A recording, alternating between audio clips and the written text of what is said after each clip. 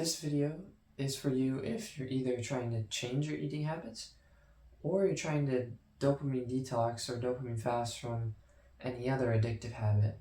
And let me explain why it's important for even people not trying to change their eating habits. And that's because of the relationship that food, especially food in today's day and age, has with dopamine. And so I'll explain this with a story from my own life because when I did my first dopamine detox, I wasn't trying to change my eating habits. I was trying to get away from video games, social media, watching shows so much. And when I did that, I found myself eating a lot more food. And I didn't really understand why, but I was getting chubby for the first time in my life. And I just found myself thinking about food so much. And it wasn't until later that I realized that this is because I was trying to get away from my old dopaminergic habits, things like video games that were spiking my dopamine. And so I was craving that dopamine. And my body and mind knew that I could actually get that from food, especially addictive food.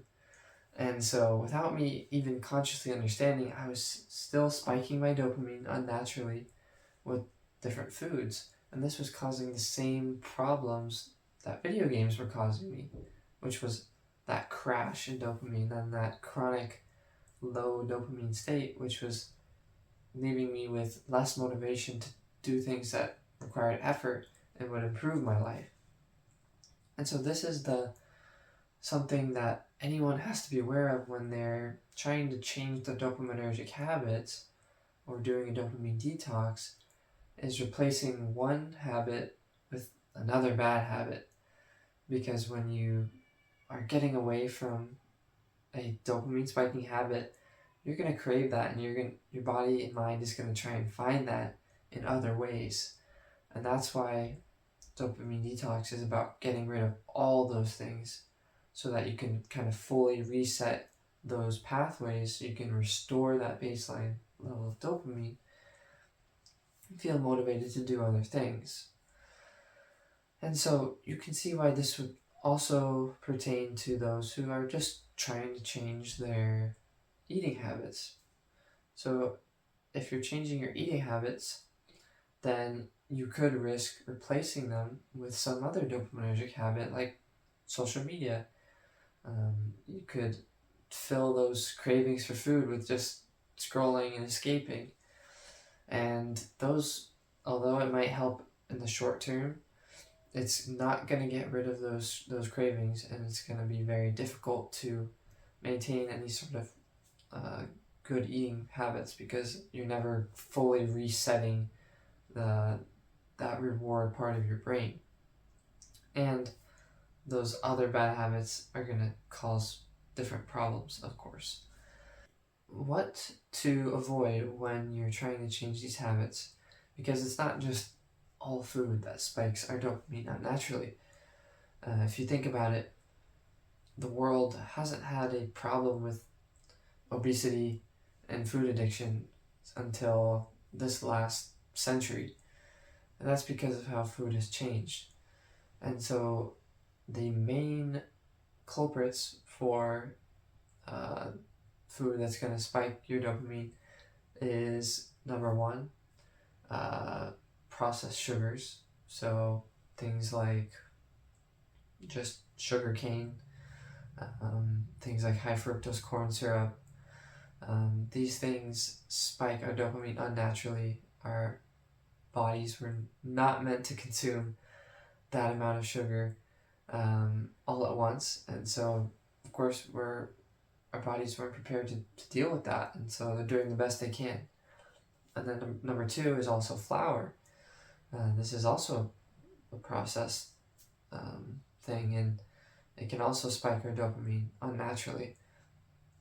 And so if you think about it, like, what makes like pizza like addictive? Like, it's the bread.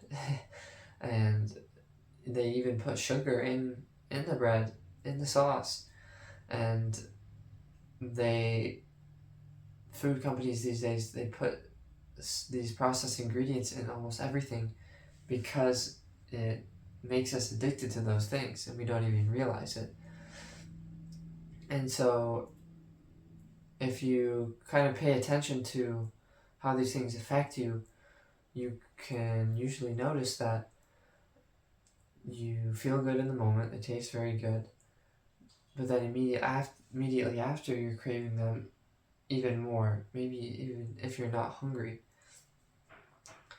And this is the most frequent case where it's these two main areas, but it could also be other things. And so it's important to listen to your body and understand how foods are affecting your cravings.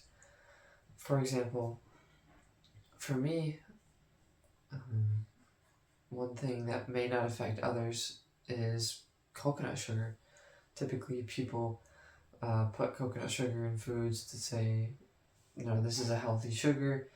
And for me, I've noticed that it affects me in the same way that sugar cane does. When I eat it, I continue to want more, I crave other food. And so I know that for me, that means it's spiking my dopamine and then causing a crash, leaving me craving different foods more or some other dopaminergic activity. So how do you replace these addictive ingredients? Well, when it comes to sugar, there are multiple natural sweeteners that don't spike our dopamine and cause that crash like processed sugars do. So these things are honey, fruit, and real maple syrup. And so for me, and you'll probably notice for yourself, that these don't cause the same issues that processed sugars do.